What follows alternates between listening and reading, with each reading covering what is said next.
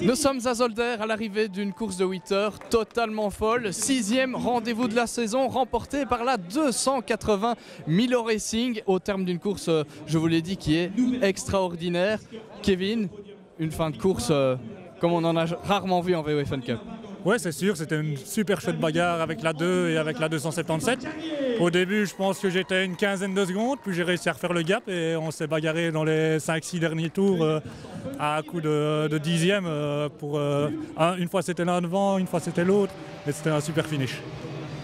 Alors, dans cet équipage de la 280, Matteo Raspatelli qui célèbre aujourd'hui sa première victoire en VO Fun Cup. Quel sentiment? Ouais, c'est assez incroyable, ça fait déjà plusieurs meetings qu'on joue la gagne, à chaque fois on passe légèrement à côté.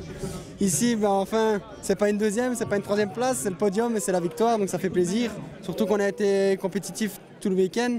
À chaque fois qu'on prenait la piste, c'était à chaque fois pour rejoindre la première place ou rester sur le podium. Et là, finir le relais en beauté comme ça et avoir la première place, c'est un gros soulagement pour terminer la saison. Une fin de course qui a été animée par 3 équipages avec la numéro 277 et la 2. C'était vraiment compliqué et finalement la 2 a dû être rétrogradée finalement.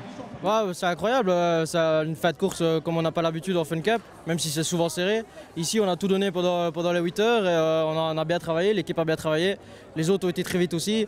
Et avoir 3 voitures dans la même seconde à la fin de 8 heures, c'est quand même assez incroyable.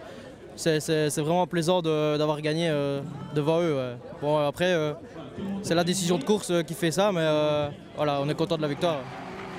Une victoire, Kevin, qui permet d'entretenir l'espoir pour le championnat. Rien n'est encore fait mathématiquement. Rien n'est encore fait mathématiquement, même si la 277 a très bonne avance.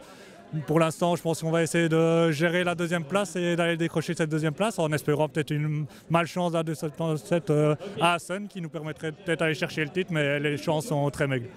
Vous l'aurez donc compris, l'objectif de la 280 pour ce dernier rendez-vous à Assen, c'est d'obtenir le meilleur résultat, voire une victoire pour encore espérer le titre. Réponse les 2 et 3 novembre sur le circuit d'Assen.